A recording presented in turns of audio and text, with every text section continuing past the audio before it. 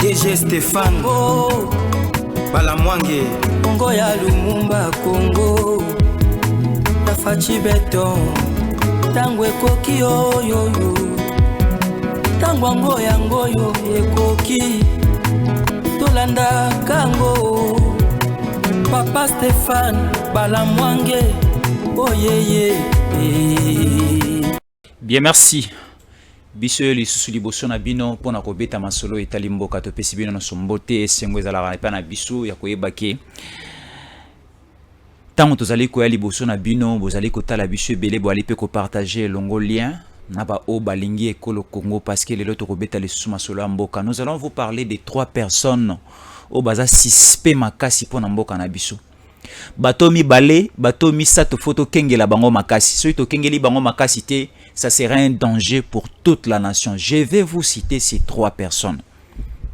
Au photo kengela to ve sur bango makasi, je donnerai aussi des éléments, des indices ezolakisake baza bato moko o to banga bango makasi. Mais to suka na ko banga bango te, il faut faire en sorte de surveiller leur mode de vie et faisabilité na bango sur terrain parce que ici babongisa yiko sala tout a échoué parce que le Dieu qui garde ces pays, le Dieu qui a donné le pouvoir au président Tshisekedi ne peut pas accepter que Mabe et Alikolo Amboka na biso. Et ces 3 personnes à liko cité bango. La première de personnes c'est Kabila. La deuxième personne c'est Katumbi et la troisième personne c'est Ambongo. Suivez-nous maintenant pour comprendre la réalité à Barambo ya Makambu ou soit encore ya Batomi Sato Onantiko Tanga. Mais avant cela, je vous annonce une information Oekokiko s'est répercuté aussi au sommet de la République démocratique du Congo. Ici, nous sommes au niveau de Burkina Faso. Je vais lire ensemble avec vous. Burkina Faso. La justice militaire annonce l'arrestation de 3 militaires dans une affaire de tentative de déstabilisation du pouvoir du capitaine Ibrahim Traoré. Donc, c'est-à-dire, au niveau du Burkina Faso, c'est le président, c'est un militaire qui avait commis un coup d'État, a renversé le régime, les pouvoirs en place. C'est Ibrahim Traoré qui est l'actuel président de la République au niveau du Burkina Faso. C'est l'armée, c'est un militaire qui gère le pouvoir au niveau du Burkina Faso. Alors, il y a maintenant 3 militaires au Baseretiraki. Et dans leur coin, Balingaï va créer encore un coup d'État, pose un 3e coup d'État au niveau du Burkina Faso pour continuer à déstabiliser la quiétude au niveau du Burkina Faso.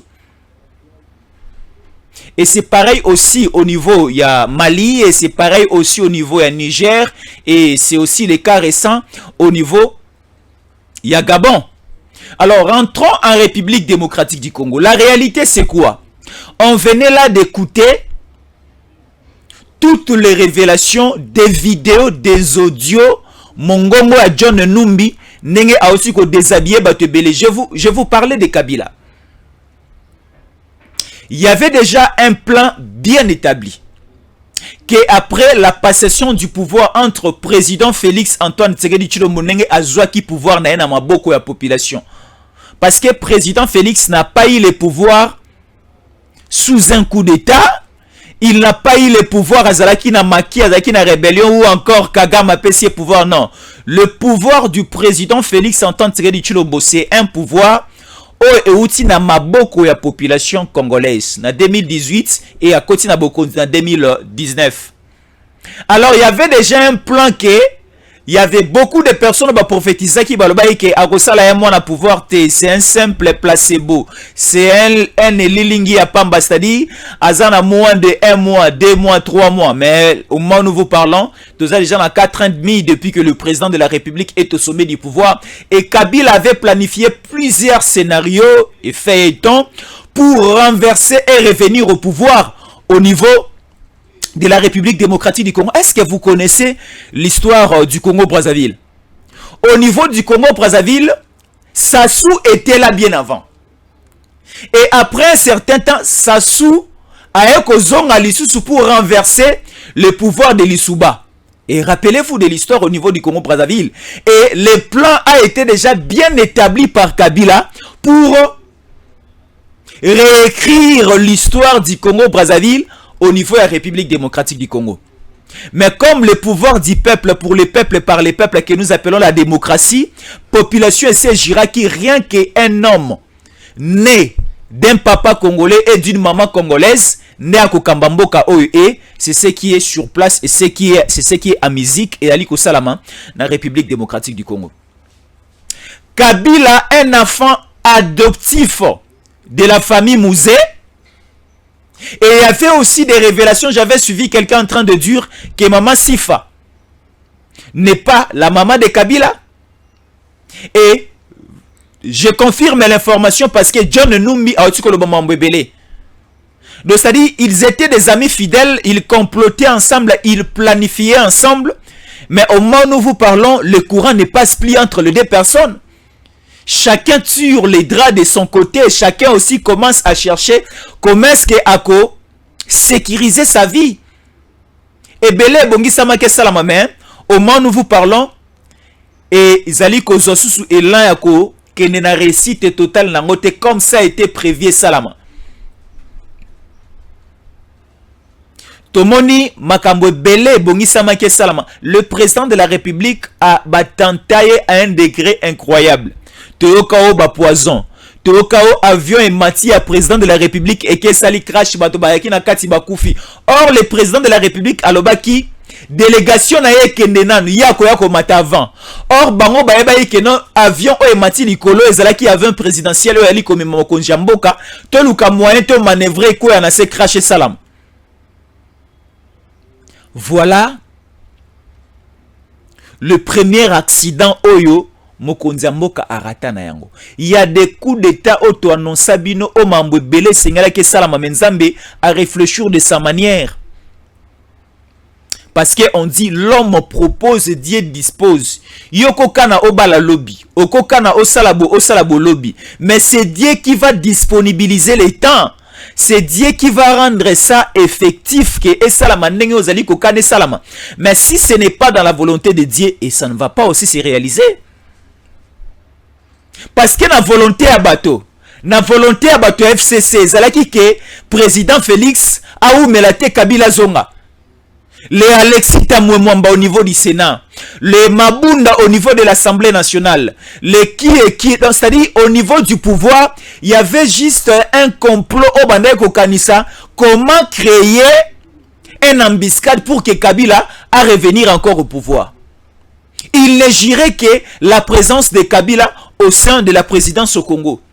Je ne sais pas batata wa mikolo batanga mingi ndenge ba yebisa biso donc bango kotanga na bango mingi na maele na bango balinga ka ko bia mona akande Kabila motamaele ko yiko kambamboka moto msoko kambamboka te donc Alexis Tamouemwamba bana bakela sono sutanga yoko kambamboka te foka Kabila. Shadari un professeur de yoko kambamboka te foka Kabila. Baye basala nzela na GLM do yo faut le manga ke basala nzela te parce que tu travailles pour le profit à Kabila. GLM c'est tout un quartier. GLM c'est tout un quartier clan wana mobiba, c'est tout un quartier. Mais tout mon ami kolo bata mayele batu pe basima ba responsabilité amine na mboka o bazo défendre l'indéfendable. Bali ko défendre yango. To moni awa ba libiso ba mobondo to mona abato ya bana bantaba bayana bangulu bayana babiloko belé identité inconnue bakena ko s'implanter au niveau de Maluku au niveau de Kwamutu Mainombe consort basali ba dégâts lolenge na lolenge lelo elongwe bandeko ya bangulu na bantaba na ba vache ba bongwami une milice appelé mobondo bali ko so financement wapi baza loger wapi nani atini bango ba boma basala onu so bali ko ça on ne sait pas. Baravager na bandundu, baravager na Maindombe, ba komi ko keneti na Congo central. On ne sait pas ambition na bango ezanini nani pe azasima na bango. So tali na molongo bato nyonso, aucune personne o atikala ko condamner l'agression rwandaise na mabele ya Congo. Kagame aboma asala nyonso alingi ko sala, aucune personne o akoki ko condamner o nyonso Kagame ali ko sala mabele ya Congo. Mais ils sont les premières personnes ya kolobake. Notre Bunagana est occupé. Notre Bunagana ceci, cela. Mais vous êtes en train de dire que notre Bunagana est occupé par les rebelles, mais vous ne condamnez pas la personne. Oh, azotina ba rebelle, basta ba massacre on a sur terrain. Donc c'est-à-dire vous êtes complices. Awa Bazali Kolobelabiso, l'église catholique a lancé les messages. Je suivais quelqu'un, l'église catholique a lancé les messages que les jours où il y a élection, de tenir compte na résultat au Seni et Kopé Sabisote, parce que tu as dit déjà que Seni et Kobimisa Mokonzambo ka Félix Antoine Tshisekedi Tshilombo Tozana Elilo. To se contenter plus na résultat oyo, église catholique na église protestante, bakoya ko présenter biso. On se pose la question de savoir. Na constitution na mobeko nini et biso que c'est le résultat de l'église catholique n'est pas crédible ou encore c'est l'église catholique qui organise les élections na République démocratique du Congo. To ali ko kende wapi na mbongo yo. Et aucun jour, aucun dimanche natikala ko ka message ya mbongo pour condamner tous ces propos. Yakoloba que l'église catholique se retire de l'organisation des élections. L'église catholique se retire même de l'audit du fichier électoral. Parce que c'est aucune part au Bakoma que même na kati ya loi électorale, même na constitution de la République démocratique du Congo, que l'église catholique est là comme une partie obligatoire. Il faut auditer fichier électoral. Il faut la maponami. Non. Tout le monde yango awa na cycle ya liboso ya maponami moto a organisé l'élection, il venait de l'église catholique. Na deuxième cycle électoral tout le monde moto to bengi nani Ngoi Mulunda de la société civile, mais il était pasteur à Outa quelque part à organiser maponami. De la même manière aujourd'hui nous avons Denis Kadimakazadi, il vient de l'église kimbangiste, c'est lui qui va organiser les élections cette fois-ci.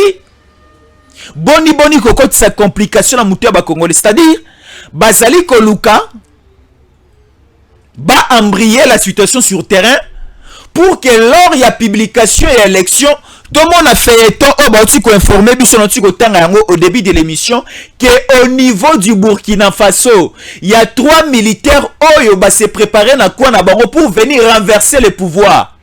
Or on nous dit dans la constitution dans l'article 64 tout Congolais a le droit à côté mais là groupe de personnes ou bien montomoko o alingi a koluka kozwa pouvoir par force.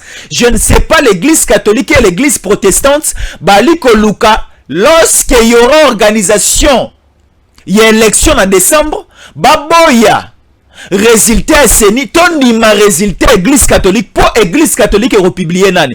Or nous connaissons aujourd'hui l'église catholique travaille avec Katumbi. Église catholique travaille avec Katumbi. Une fois je suivais le chef de l'État, j'avais beaucoup apprécié. Chef de l'État lobi yemoko à côté le mela tout Congolais, tout individu ou à quoi koluka kopelisa moto ou encore quoi embrayer la situation sécuritaire ya bayi eko le Congo. Boni to koyi ko tambola na non respect à mibe kona kati mboka na biso.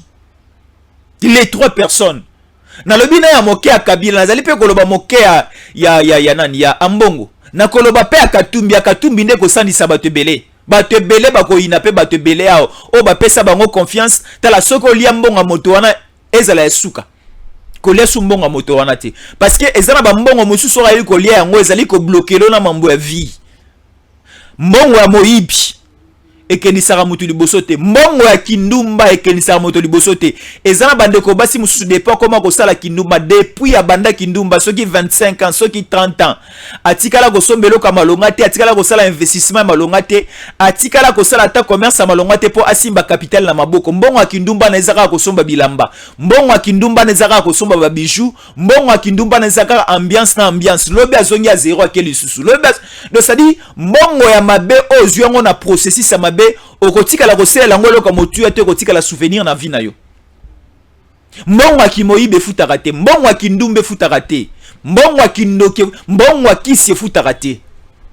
Donc ça dit moto o ako travailler na moto ki ya moto pe na moto ki elongi na ye yenda kozwa lifuta ya mosala o azali kosala tala biso tozali kobundela ekolo biso toza une église au milieu du village tozali kolakisa bato nzela ya kolinga mboka ya kotravailler aussi pour la émergence pe développement ya mboka na bango ya kolakisa bosoto bato balingi mboka te donc c'est-à-dire moto no so kolinga mboka te ezala ozana molongo ya mokonja mboka ezala ozana union sacrée mais so kolingi mboka te tokoloba bozoba na yo tokolakisa salité na ona miso bato nyonso donc c'est-à-dire biso tolingi to former une équipe forte ya bato balingi mboka ya bato balingi ko travailler pour na mboka donc c'est ça boni boya kolaka biso que y aura un apocalypse ko salama après les élections c'est que boyebi déjà obino boali ko bongisa bakanga te basimba te ba interpeller te bozali kolaka déjà mabe bozali kolaka déjà mabe donc c'est-à-dire il faut batia bino maboko il faut balandela bino tout de près ba service à sécurité mosala ngozani ba service à sécurité mosala ngozali ya ko maintenir déjà kimia place kimia zali ya ko landela pe maye okoki ko embryer kimia o eza déjà installé pour que o ezali ko luka et embryer kimia et ko embryer kimia te sur terrain donc au casser déjà nzete o ekoki ko pelisa mobulu ko pelisa moto de sali ko kata déjà nzete on a bien avant que botambuma donc déjà annonce au bali ko annoncer biso que y aura un apocalypse après les élections te tenir compte il y a résultat au denika di makope ça te tenir compte ya résultat au ambongo na chole bako publier bango ba soma matériel ya ko sala l'élection wapi bango bako créer ba bureau de vote wapi ceux qui ba kozala observateur mais la personne qui organise la personne qui doit publier c'est la CENI et en deuxième lieu c'est la cour constitutionnelle qui viendra confirmer les élections les résultats. L'église, il faut ezonga mission primordiale na yango. Parce que l'église est là pour enseigner la parole de Dieu.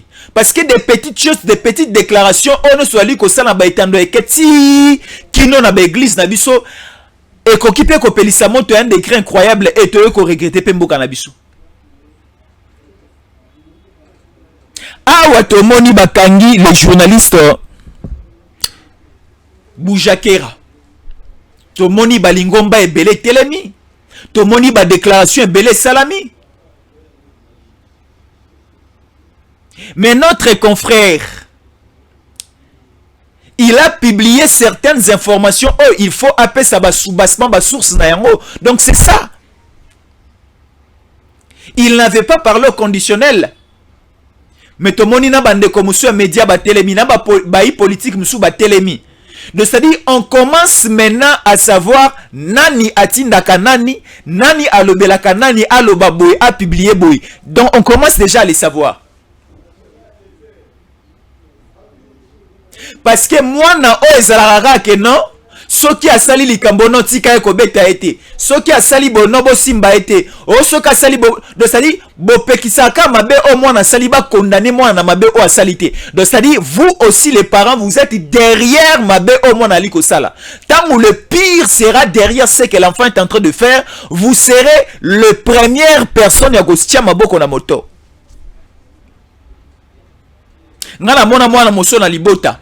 Oh papa na maman bazali ko memia ye au moins oh papa na maman bazali ko kumisa encore ko défendre ye mais tango mwana ela ki bango zemi na ndako e kamwisa ye bango nyoso tango mwana bakanga ke kaza kuluna e komela ki bango pito pale na kati ndako to mona ba kidnapper babimala kisasa awa otali elongi ya moto yende enlevaka bato yenda longola bato barin otali elongi ya mwana mwasi kitoko otele longa mwana mobali un boga mais okondima te yenda zali ko longola bato barin yenda zali ko enlever bato yenda zali ko boma bato donc le sérieux ya moto ezalaka na elongi te le sérieux ya moto ezalaka na motema na makambo azali ko commettre na makambo azali ko sala soki elongi no za ba sérieux mais ce que tu fais sur Teresa malamu mingi te on va aussi dire que tu n'es pas sérieux ozana nzela te. Moïse Katumbi azali ko sala tourner na ye azali ko tambola province par province et to moni sikoyo que la population congolaise commence à comprendre certaines choses. Tomoni mpiaka o Katumbi asali au niveau de l'espace équateur comme pas possible. Donc c'est-à-dire Kongomani a commis qu'on comprendre que toti kanzela na bapayate, toti kanzela na badongolo misote, toti kanzela na bato bakoyi ko ambriele biso encore situation lobité. Parce que balobaka avenir na yo banda ko bongisa yango lelo. Soki olali pongi lelo lobi na ope kozala pongi na pongi oza molili na molili. Donc ça dit biso bayi Kongomani photo banda déjà ko fongola miso siko, c'est très important, c'est très important. Je l'ai dit. Ezala bato bazali ko bunda lelo. Lobi tango lobi na bango kozala meilleur. Bolo baba simbiki cité. C'est comme en Europe, les Européens le blanc ont beaucoup travaillé vers 1700, vers 1600, vers 1800. Ba travailler makasi pona gotonga bekolo na bango. Lelo l'Europe est stable. Pourquoi? Parce que ba travailler ki makasi. Nous les Africains, toali ko sala mosala te. Mais tolingi to bonga. Alors biso tolingi mboka na biso etelema. Soki mboka na biso etelemi ekozala malamu mingi. Mboka na biso etelema kate, mboka na biso faut se développer. Et ko se développer comment? Tant to rezoba konji ya malamu. Tant to rezoba konzi o bakolinga mboka na biso, o pe bakozala bana ya mboka. Bakonzi o bakolinga koteka mboka te. Bakonzi o bakozala bapaya te. Bakonzi o bako imposer biso bango epa ya bapaya te. Mboka na biso souffrir, ezali ko continuer ko souffrir aussi na infiltration. Mboka na biso balingaka un national akamba yango te.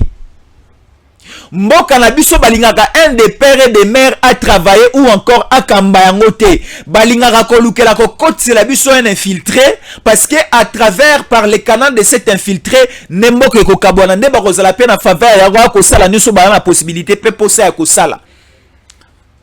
Tala sikonde ba créer biso ba te belé sur terrain. Bakatumbi bazana baliko la kabiso yuki bakozala ba candidat président. Ba matata bazali wana baliko lo bake bakozala ba candidat président. To komona bango mwa iki ki mwa ebele bakoya ko déposer ba candidature.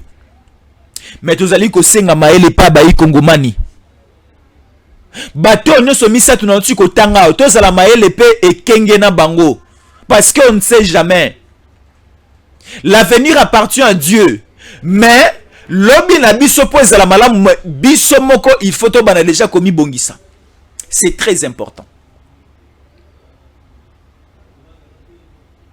Mboka ototi musika. Mboka na biso ototi musika na elan oto komi na yango, il faut une forte détermination pour to continuer na elan oto mona mboka na biso échanger. Pour ceux qui te continuent na distraction aux alamoi passi et aux alamoi passi.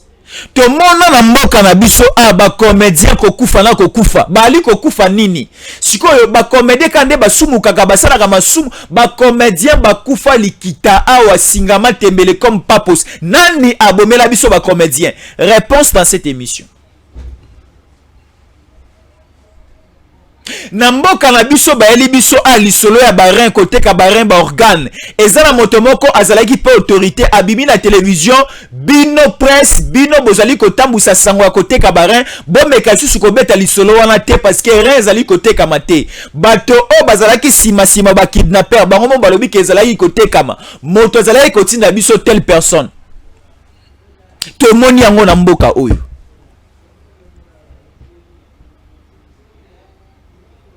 Mboka otomoni bali koteka mabele bali koteka bazamba bali koteka ba mai bali koteka même na espèce ya ba animal na biso nyonso yali koteka ma na biloko eteka makate na mboka oyo koma koteka ma metoko boma na biso soki ekomi mamba koteka ba rein soki ekomi mamba koteka mitema libanda metoko boma na biso Toko boma na biso. Telaga po na téléphone. O ezala ba valeur ba $10, $20, $30, $50 bato bazo boma na bato bazo ibana. Na kabelo kotambola yango na place Victoire na kotambola yango na zando ko chaka kabelo na mutu plants. Bana basi bakoma ko banga. et comment tant azali ko bimalanda gunda che Kabelo soka yana victoire ake zando ake gambela alongoli Kabelo na che na sac Kabelo koma ya koiba koma ya kobenda yango mwana mwasi na moto bongo soko komi mambarin o ba biso ke rein te kama kaltalo makasi bato banvwami batongi ba immeuble basomi mituka bazwi mosolo ebele na sima ya kote ka rein mais soki ekomi banda kolongola rein na mabumu ya bakino na mabumu ya bakongolais mais kozala scandale to ko boma na makasi nyonso wana toyebi bato bakoti yango siko il faut casser bato nyonso to casser bato nyonso o bakoti si boyina ni kati na biso lelo koma ba musicien congolais po ba ndeko beta concert na poto koma pasi nani akoti sa scandale boyini ni wana entre nous. Ce pays doit être délivré mboka na biso o photo délivrer yango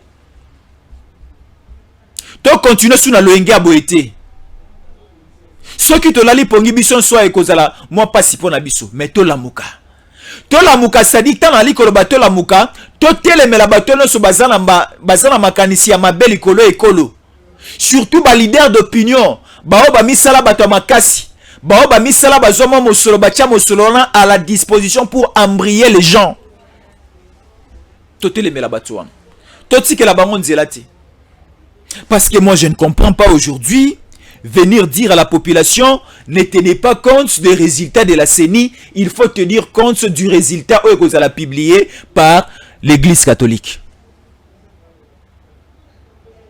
Et ça un bâtiment quoi ba recruter ba journaliste nyon soyez école Congo.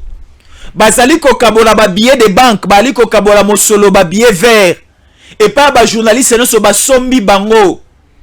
Journaliste à perdre même déontologie, à perdre même lignée normale à Moussala Naye. Journaliste a commis qu'on travailler contre sa nation. Journaliste a commis qu'on travailler contre la République, contre les autorités. Journaliste a commis qu'on télémela Mokonzamboka comme un politicien. Journaliste à longue, journaliste a commis opposant. Pourquoi? Parce que bah recruter pas bango pas motomoko bo tient mon solo makasi pas na bango ba commis ko publier ba article à lokuta ba commis ko publier ba information ko créer chaos ba commis donc c'est-à-dire des autres mobule koti makasi na mboka. Oui, nous réclamons et nous avons aussi besoin il y a liberté de la presse. Mais liberté de la presse sango tolingi ezana lolenge ya bato bazali na kati ya presse bali ko respecter ba konji bali ko respecter pemboka na bango parce que on ne peut pas accepter un journaliste ou azali ko publier ba information ali ko teka ekolo na ye. Nous publions de fausses informations liées que non la mort de Chéribin Okende ezali kolo ya ba konji o bazali ko kambalelo na lobi bongo.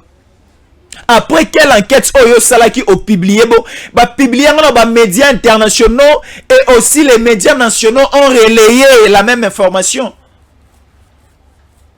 Bakangi motopo ba bomaete, bakangi motopo ba tunaye. Soka le bi malamu kozala libéré, soki pas le bi malamu te, la rigueur de la loi est kozala likolo naye. Boti kana kuambriye biso na masolo ya Fally Ipupa au disque d'or ou non.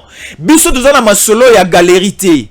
Toza na masolo ya musique te ya distraction te ya kobina te ya kotika motolo libanda te. Ya kotika pe sima ya basi libanda te. Biso toza na masolo ya kobeta masolo ya mboka, ya avancement ya mboka, ya sécurité ya mboka, ya développement ya mboka. Bo ambriye biso na masolo ya disque d'or ya Fally eza ya solo be ya lukuta.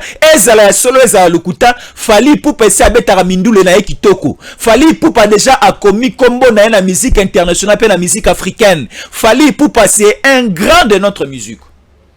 Fally Ipupa c'est une grande star de notre musique, incontestable. Après les Langa Stars, après les Zaïko, après les Papa Wemba, après les quartiers latins, après les Kin Kester Emene, après les Redi Amissi, après les Wenge, les qui encore ici, les Weranson et les qui encore, les Jibin Piana, c'est Fally Ipupa. C'est Fally Ipupa qui conduit la génération actuelle de la musique congolaise, qu'on se le dise. Je ne suis pas warrior, je ne suis pas porte-parole de Fally. Mais observons-nous comme ça, total à la miso.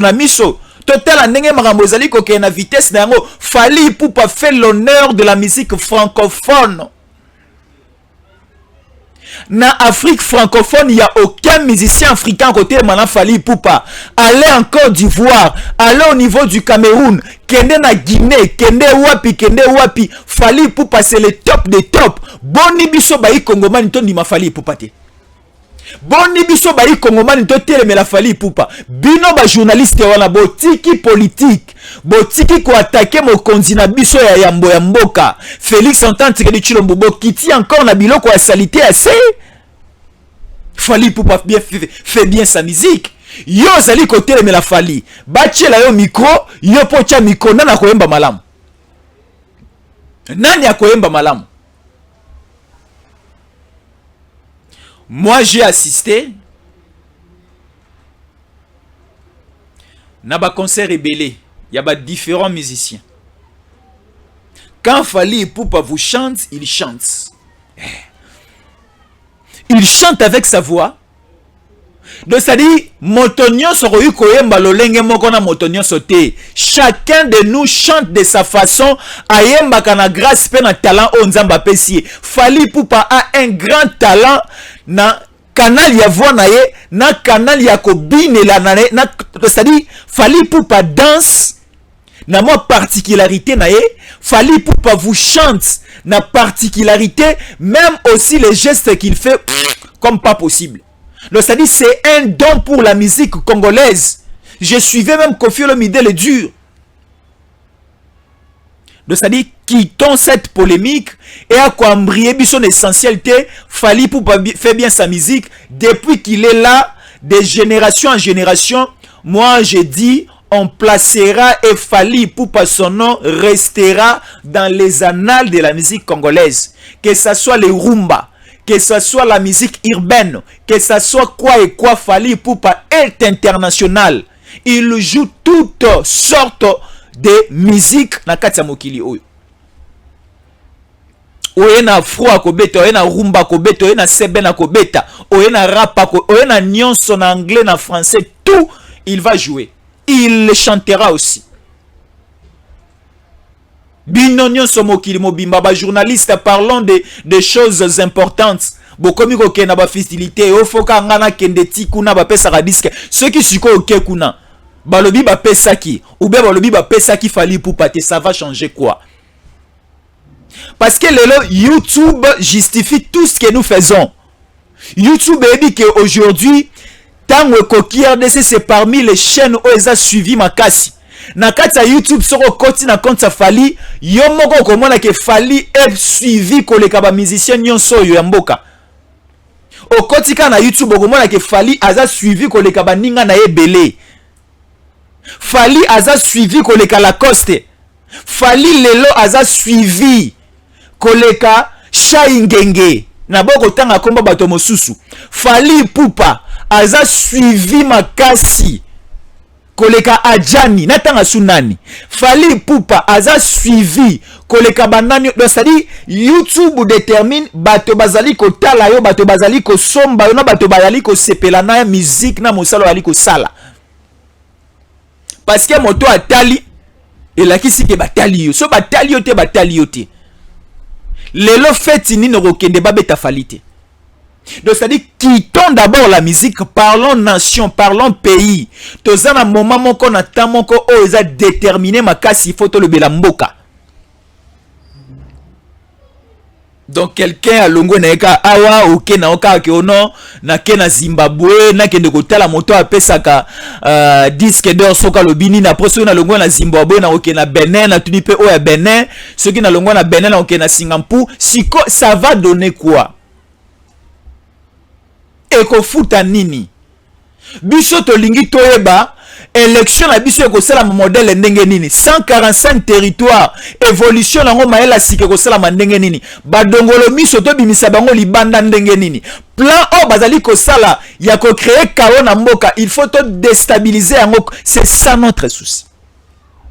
To tonga mboka elongo. Gratuité de l'enseignement qui est de liboso. La maternité gratuite ba maman ba na ba condition ya malonga. Une fois, j'étais avec mon papa. Il m'enseignait les réalités de la vie. alobi omoni na mama robota mwasi soki ake na maternité ke ne kobota facture ya kobota ezalaka lolenge moko te. Mwasi soki aboti mwana mobali akofuta facture mususu. Mwasi soki aboti mwana mwasi akobota pe facture mususu parce que soki oboti bébé ya mobali ezalaka na mosolo nango bafutaka. Soki pe oboti bébé ya mwasi ezalaka na mosolo na yango. Bébé ya mobali bafutaka moins cher. Mais bébé ya mwasi bafutaka cher parce que mwana mwasi ya bébé abota makana ba risque bela ko yiko mimana mama na ye ba pesaka musala makasi pa ba dokotolo. Yango facture ya bébé ya bébé ya mwasi bafuta maka cher. Ezalaka pe sous cher makasi soki mwasi aboti mapasa mi balé mapasa mi sat mapasa mi nei et mataka pe bongo. Mais le chef de l'état atali pasi ya bayi kongomani. Achekela sofele acheko boto fele o eze sengo be sengote. Sikoto oleto beta masolo ya boyi toluka makanisi mususu o gratuité ko ya kokotela à part gratuité enseignement à part gratuité ya kobota tokoyi ko na innovation susu nini o ko sunga population parce que ndenge na yo kakabata poto bo confirmer ngai ba pekisi nga na ya poto te po bako sala nga mabe po na liko soutenir mboka na ngai bato poto boye bisanga parce que babina poto na bato basala raté bafuta mara est-ce que c'est solo? Ce que ça qui na poto bato pe basala raté bafuta mara. Pourquoi ne pas réfléchir tu appelles un système wana mboka na biso kotanga ofele kobota ofele na bato pe bazali ko sala te ba chômeur moi le meilleur moqué chaque fin de l'année chaque fin du mois pardon et bimarapé planifions ça réfléchissons ensemble que to kanisa mangambo ya disque d'or a fali to kanisa mangambo ya disque d'or a Chibem Piana to yoka na poto ba cantine publique ezalaka Colia ezalaka ofele ainsi de suite. Mais to meka retourna bato wana est-ce que Colia ofele pe ezalaka na poto okinza loke na restaurant ole? Soki ezalaka ke Colia na kofutama à la fin du mois pas ba chômeur na poto ezalaka. Ah peto comme la ba cantine publique te Colia pe moto ki moi nzala. Et qu'on diminue moïbe, qu'on diminue kuluna. Réfléchissons sur ça au lieu de se pencher na ba banalité mususu. Bande Konanga, c'est ça la nation, c'est ça le patriotisme. C'est ce que nous voulons. Travaillons sur ça, réfléchissons sur ça, au lieu que to kanisa, to bomamboka. Au lieu que to kanisa, to déstabiliser nation. C'est très important, Bande Konanga. C'est très important. Tala Bande Kwa Poto Bali Kobenga, merci beaucoup na Kobenga Nabino. On est ensemble, il n'y a pas de souci. Ah, bande comment va me benga ngai ba komi dans la message oui en Europe surtout en Belgique on paye aussi les chômeurs. Ah, on a de quoi Belgique a commis, merci beaucoup mais il n'y a pas moyen de vous recevoir. Il y a un plus 33 qui m'appelle là, c'est la France j'espère. Merci beaucoup Père Bande Kwa France que ça la signe Nabino. Appelez-nous par le numéro qui est en train de défiler, c'est très important. Écrivez-nous sur commentaire et c'est très important. C'est très important. Merci na Bandeko Bali Kota la en Allemagne. Ah, Bandeko Allemagne, merci beaucoup de vous lire, ça nous fait vraiment du bien. Alors, il faut faire attention que ça soit au niveau même yaba famille nabiso. Parce que mboka nabiso c'est baby. Même na ba niveau yaba parcelle nabiso ali ko lamba bwana le pont à 5-6 personnes. Que basa attention ko pesa sous moto confiance parce que confiance na kisasa confiance na Congo c'est baby et c'est kufa. Donc c'est-à-dire na bato to banayi komona ba santo na bato to banayi komona ke basa bato malamu na batata labe o to banayi ko même ya makasi ko to sape ko banga makasi mais to moni bato bazaka lolenge moko bango na diabulu basa lolenge moko. Donc c'est-à-dire ba elio na poso ya même na se ya poso ya même baza na poso nkoi po basa la o mabe. Siko bato boyi to kozala na ekengete devant bango comment? Alors soyons tous prudents. Prudence faut ezala. Alors communiquons aussi avec les services de sécurité. Si vous remarquez suspect moko quelque part là où vous êtes et communiquez avec les services de sécurité, la police est là, l'armée est là. Ba service na biso sur l'intelligence bazawana. Donc communiquer, c'est-à-dire nous le kolabayi Congomani, il faut biso travailler dans la sécurité en mboka na biso parce que kimia ekolo au Congo ezali pe kimia mabota pe ba vie na biso nyonso. Ceux qui montent peli na Congo montent ko peli na libota na montent pe ko peli pa na yo. Ceux qui m'en se mettre dans la victoire, ont possibilité au comment la victoire parce que victoire ezaki ça oyo vanda. ata oza na Kisasa te oza na bandeko baza na kata Kisasa eza na bandeko kutu bali kobondela makasi mpo na République démocratique du Congo me bazalaka te bazala na poto eza na bandeko surtout à Canada bali kobenga ngai no toali kobondela makasi tolo na se mpo na mboka na biso. Donc c'est-à-dire eza na bakongolais ka mokende batikali baolinga mboka mais ebele si babebisi mitema na bango ebele si basombi bango ebele si bazwi virus siko foto banda ko soigner bandeko no so bazwi virus to banda ko chuba bango tonga yo kozongisa bango bato ko chuba bango tonga ezali ya ko conscientiser bango ya kote ya bango moto abongo na kana maloba moto abongo na kana mateya. C'est en forgeant qu'on devient forgeron. Na koyoka nde muta changeaka soki obeti fimbu mingi mwa muta changeaka te mais na lolengo to ali ko conscientiser conscience ya population congolaise to zonga na nzela to zala ba patriotes to linga ekolo to tonga ansata ekolo ko tonga na maboka moto moko te. Président Félix Antoine Tshisekedi Tshilombo aza nzambe te. Président Félix Antoine Tshisekedi Tshilombo aza magicien te wa ko beta fimbo ou encore bâton à maï et carbone comme à l'époque de Moïse de Nazareth. Comme à l'époque de Moïse de l'Israël, non. Devant la mer Rouge. Et comme ça, la massou bongoté. Le président Félix Antoine Tshisekedi Tshilombo a besoin de toi, a besoin de moi. Azan a besoin de Kongoman Union Stos à la Elongo, to travailler na yepoto tombo la mboka. Maele na yo, maele na ngai, te pese pas bakonzi baza likolo, ta andenge mboke ko avancer. Mboka ko avancer bongo. Na liko pesa mbote makasi avec beaucoup de respect na honorable Gaël Boussa. Honorable Gaël Boussa avec sa fondation au baza sur terrain tous ces derniers temps bazongi si bana ebele kelasi du côté à Lukunga Mobimba tomoni bana monga fula bazongi kelasi. Tomoni bana kuna ya ba Kintsuka bazongi kelasi. Bana ebele bazanga ki kaye na crayon na bic na lats na gomme bana wana bazui yango gratuitement na maboko ya honorable Gaël Boussa. Nzamba likolo pambola yo, nzamba likolo bakisela yo mikolo, nzamba likolo ko kisaposa motema na yo. Là c'est l'honorable Gaël Boussa. Tozana besoin bato bazana bolingo mboka, c'est-à-dire azui 100 francs kabolongo na bandeko na ye. Motabo soki nzamba bakisele mikolo beloko ba nzamba za injuste, non. Notre Dieu est juste. Nzambe na biso asala ka bolamu na moto azali ko sala bolamu. Nzambe na biso aza moto azala na ngamba bato bali ko sala bolamu na bato bazana bolingo parce que notre Dieu est amour. Tala nzambo komona ebo ete bilembo ya malamu o nzamba ali ko sala onde ko justifier tala nzamba za présent na kati ya moto wana. Tango ozali ka ko tala biloko ya bolingo o ezali ko bima na kati ya honorable Gaël Boussa ali komona ke nzamba za na kati ya mwana mobali oyo. Il est député national. La moke azali ko zwa azali ko tala na ba bien privé na été ali ko tala libota na été parce que c'est un père de famille. Ma ali ko kabola na bandeko na ye. Ali ko pambola bato azali ko c'est-à-dire ezala bande belé batie gratuité de l'enseignement mais uniforme ko kenango kela sezate kaya ko kenango kela sezate honorable Gaël Boussa pesi bango biso tant to mandaye ko tanga to zabana mike ezala ba don moko to mandaye ko benga à l'époque na ebité soko ya rakati le to mandaye bango don de la Belgique ezala ki ba pesa biso ba kaye quadrillé ba kaye ligné na ba stylo, c'est-à-dire ba opesa biso ba biloko wana na ba sac na ba livre ça arrivé na ebité so lelo ezala kaka na ba UNICEF voilà UNICEF on a ekotinda yango mais lelo je vous dis ezala lisusu te komi siko na maboka bato bazana ba bonne foi bali ko pesa yango bino bozo sambrier na masolo ya fali pour pas disque d'or mais tala ba honorable Gaël Boussa bali ko kabola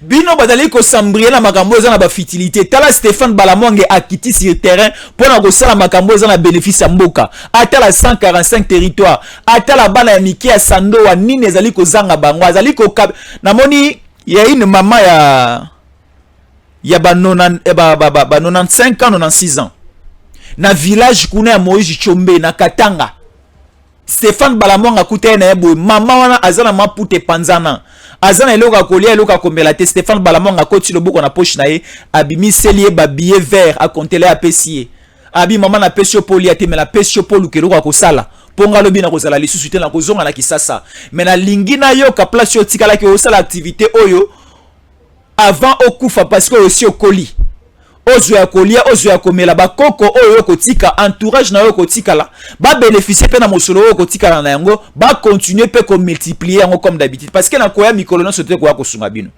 Nous avons besoin de telles personnes. Mais vous êtes toujours dans des futilités, de faire des tweets, d'injurier les chefs de l'État. C'est-à-dire, bosala biloko moko ya bokabwani, biloko moko ya kopanza. Non, on n'est pas là. Tozonga na nzela bandeko na ngai. C'est très important. Merci beaucoup na bandeko to batali biso. Tolaki bino ke to ali sukoya avec de fortes informations parce que nous sommes là pour vous servir. Merci, à la prochaine. DG Stéphane Balamwange Congo ya Lumumba Congo Fachi beton tangwe koki oyo tangwa ngoyo ekoki tolanda kango Papa Stéphane Balamwange oyeye